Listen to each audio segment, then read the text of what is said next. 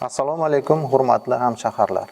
Hurmatli prezidentimizning ijtimoiy sohada olib borayotgan islohotlarining samarasi o'laroq bugun Kogon shahrida ham qator ishlar amalga oshirib kelinmoqda. Jumladan, aholining ehtiyojmand qatlamlarini moddiy jihatdan qo'llab-quvvatlash borasida qator ishlar amalga oshirilmoqda. Jumladan, kam ta'minlangan oilalarga bolalar nafaqasi hamda moddiy yordam berish borasida barcha mahallalarda bir qator ishlar amalga oshirib kelinmoqda. Bolalar nafaqasi olish imkoniyatiga ega bo'lgan barcha oilalar ariza bergandan so'ng ijtimoiy himoya axborot tizimi orqali ma'lumotlar almashinadi. Shundan so'ng haqqoniy muhtoj bo'lgan oilalar axborot tizimi orqali aniqlanib, ularga bolalar nafaqasi yoki moddiy yordam ajratiladi. Bolalar nafaqasi 18 yoshgacha farzandi bo'lgan oilalarga, moddiy yordam esa farzandlari 18 yoshdan oshgan yoki farzandi bo'lmagan, shuningdek yolg'iz fuqarolarga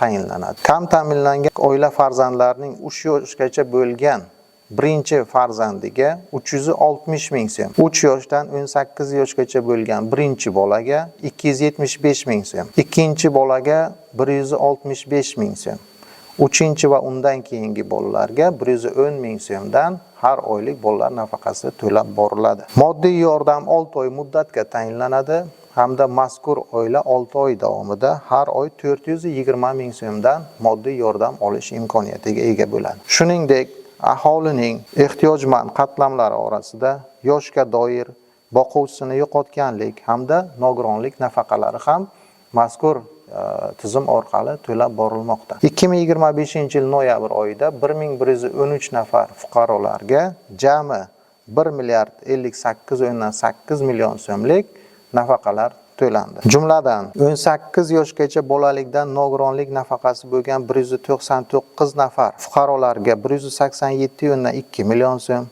yakka yolg'iz 54 nafar shaxslarga 36,9 million so'm, boquvchisini yo'qotganlik nafaqasi 109 nafar shaxslarga 99,4 million so'm, bolalikdan nogiron bo'lgan farzandi bor onalarga yoshga doir nafaqasi 8 nafariga 6 million so'm. Yoshga doir nafaqalar 189 nafar shaxsga 146,4 million so'm, nogironlik nafaqasi 426 nafar shaxslarga 405,4 million so'm, parvarishlash nafaqasi 105 nafar shaxslarga 79,1 million so'm.